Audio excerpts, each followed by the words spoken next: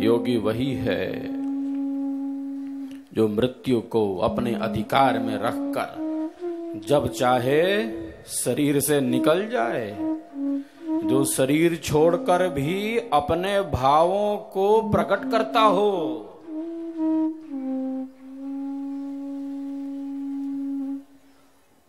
कहा कि योग की यह महान लीला है। पूर्व निर्धारित कार्यक्रम के अनुसार सद्गुरुदेव ने अपने शरीर का परित्याग किया, हम सब जानते हैं। मृत्यु के समय पहचान है साहब योगी की। स्वामी जी बराबर कहा करते थे,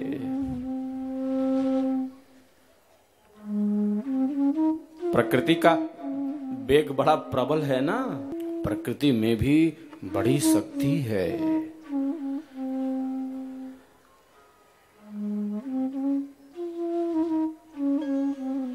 प्रकृति का एक प्रवाह है, काल का भी एक चक्र है और सब मानव चल रहे हैं इस चक्र में।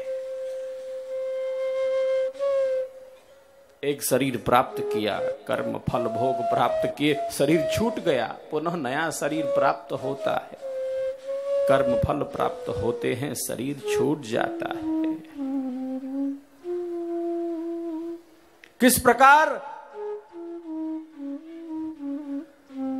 प्रकार एक योगी अपने शरीर का स्वतंत्र त्याग करता है, पूरे विश्व के सामने हमारे अमर सदगुरु सदाफल देव जी भगवान ने एक चुनौती दी है साहब, है ना ये बात।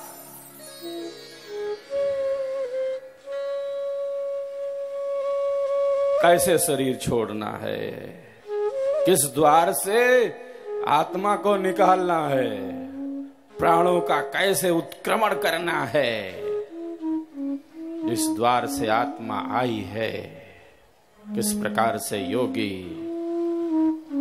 एक आसन से स्थिर होकर बैठकर अपनी उस आत्मिक चेतना को ऊर्ध्वगमित कर लेता है। तो देखिए प्रकृति के प्रबल वेग में कैसे छटपटाते हैं। मृत्यु का भय कितना बड़ा भय है, बहुत बड़ा भय है मृत्यु का।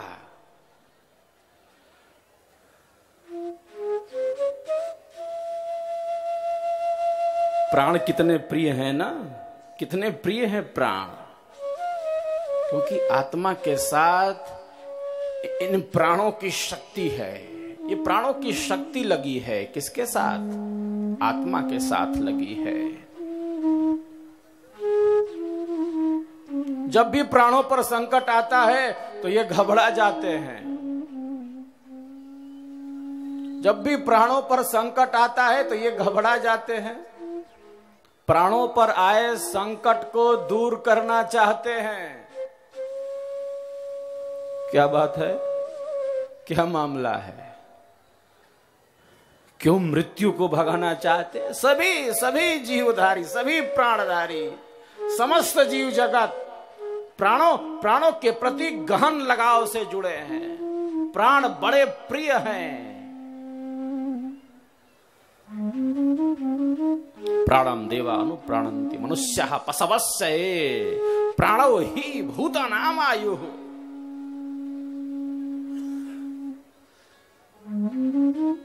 प्राण का खेल कितना निराला है साहब। एक प्राणी दूसरे प्राणी को उत्पन्न कर रहा है। एक पिता से पुत्र उत्पन्न हो जाता है। सब प्राण का ही तो खेल है। प्राण कितने प्रिय हैं। और स्वामी जी बराबर कहा करते हैं, स्वर वेद में स्वामी जी ने बार बार इस पर जोर दिया है। कहा कि योगी वही है जो अपने शरीर का स्वतंत्र त्याग करता हो, नहीं तो मृत्यु तो बड़ी शक्तियों वाला है। प्रकृति में भी बहुत बड़ी शक्ति है। और सद्गुरुदेव ने यह भी कहा है, जिस महान सत्ता की पावन पुण्यतिथि हम मना रहे हैं, क्या कहा है? प्रकृति पर विजय, प्रकृति पर विजय प्रकृतिवादी नहीं करता, प्रकृति पर विजय अध्यात्मवादी करता है, अध्यात्मवादी करता है।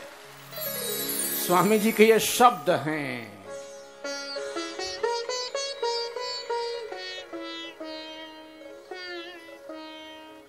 कुछ हद तक हम बहुत चीजों को अपने अनुकूल रखकर काम कर सकते हैं।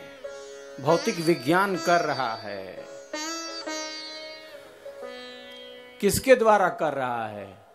इन्हीं शक्तियों के द्वारा कर रहा है। ईश्वर की जो शक्तियां हैं, जो प्राकृतिक शक्तियां हैं, उनके अन्वेषण से, सूक्ष्म ऊर्जा से अनेक प्रकार के कार्य, अनेक प्रकार के अनुसंधान और अनेक प्रकार की चीजें हमारे सामने आ रही हैं। भौतिकी के क्षेत्र में, रसायन के क्षेत्र में, गणित के क्षेत्र में, भूगोल के क्षेत्र में, अंतरिक्ष के क्षेत्र में,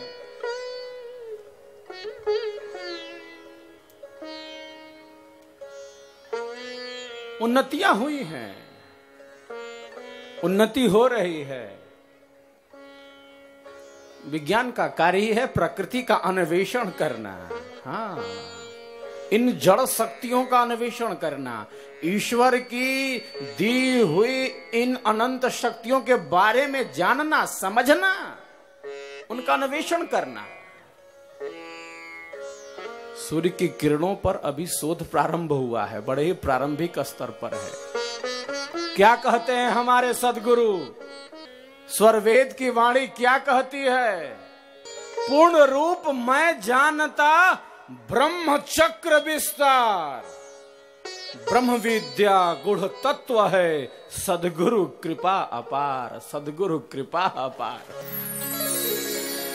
कौन कह सकता है कि मैं पूर्ण रूप से सृष्टि के रहस्यों को जानता हूं? क्या कहा हमारे स्वामी जी ने? सद्गुरुदेव ने क्या कहा? मैं वहां पर बैठा हूं, मैं वहां पर बैठा हूं जहां से सृष्टि होती है और जहां से प्रलय होता है। वहां बैठा हूं।